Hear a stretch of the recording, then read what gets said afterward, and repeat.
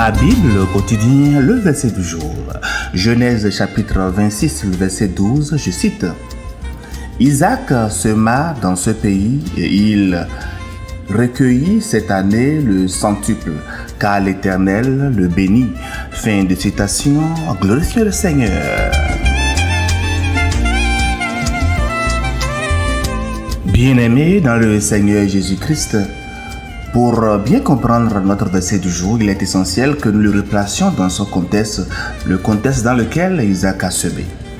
Au début du chapitre 26 de Genèse, une famine sévère frappe le pays, le verset 1.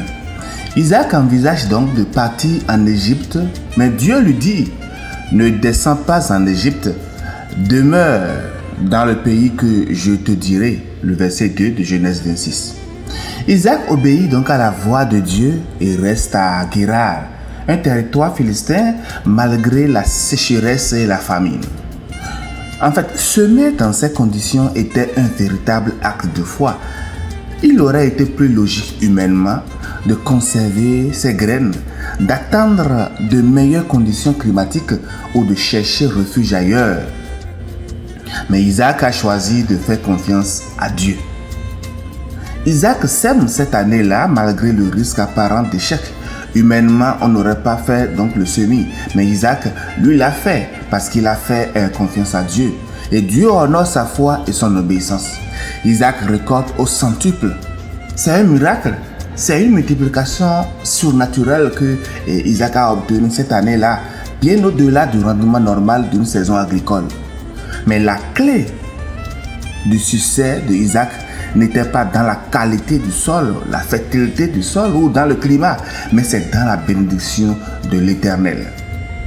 Pourquoi Isaac a-t-il eu une telle récolte?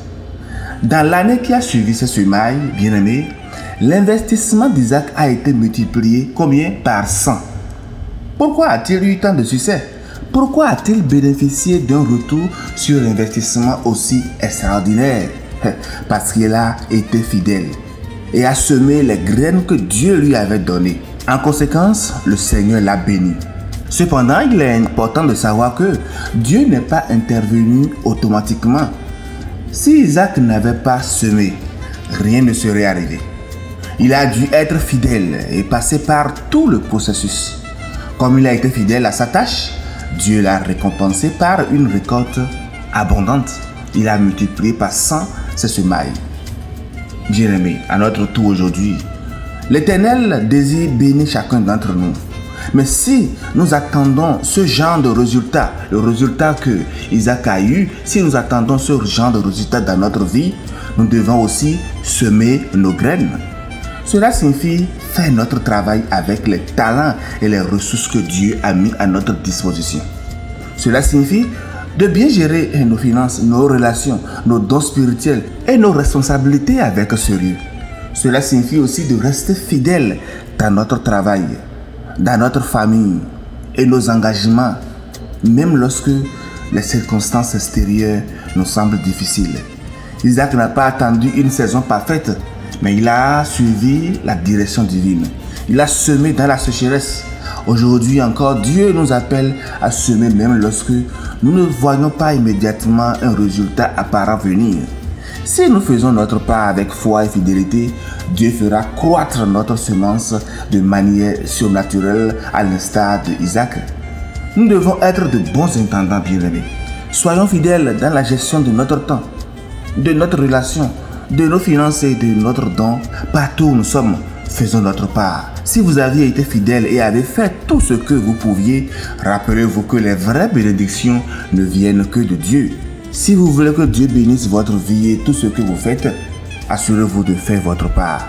Ne gardez pas vos graines, ne les gaspillez pas, semez-les, ensuite tournez-vous vers Dieu pour recevoir ces bénédictions. Si vous êtes fidèle, Dieu vous bénira avec une récolte abondante, tout comme il a fait pour Isaac. Dieu veut faire croire votre travail, vos projets, vos familles. Je sais que nous en avons tous besoin, mais nous devons d'abord avoir le courage de semer. Chers frères et sœurs, au travers de notre verset, Dieu nous appelle aujourd'hui à semer par la foi, même si le terrain semble difficile. Ne regardons pas aux circonstances extérieures, regardons à la promesse de Dieu.